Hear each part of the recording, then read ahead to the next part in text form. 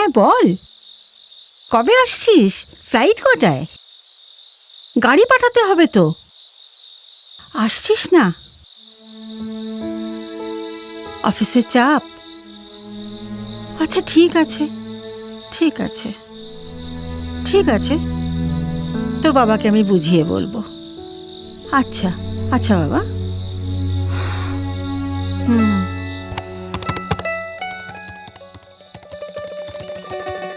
কি সারাক্ষণ বসেই খুটুর খুটুর করো বলো তো? হ্যাঁ, মেলের উত্তর দিচ্ছি। মেল না ফিমেল কে জানে বাপু। ছেলের মেল আসতে পারছে না, লাস্ট মোমেন্টে একটা প্রজেক্টের কাজে দেশের বাইরে যেতে হচ্ছে। তা কি বললে তুমি? কি বলবো, লিখলাম। হ্যাঁ কি লিখলে? লিখলাম তোমার মাকে আমি বুঝিয়ে বলছি। সে তো আমিও লিখলাম, মানে বললাম। কাকে? তোমার মেয়েকে। সেও তো ও আসছে না বুঝি? না। বাবু, এক রোগী হয়েছে, একটা বাচ্চা মেয়ে, সঙ্গে মেলা লোক পেট ব্যথায় কাতরাচ্ছে, সঙ্গে যারা এসছে খুব তম্বি করতেছে। চেম্বারটা খুলে বসা, আমি আসছি। কি গো, তুমি যাবে? শোনো, মার পুজো হোক কিংবা মার চিকিৎসা, the show must go on, চিন্তা করো না।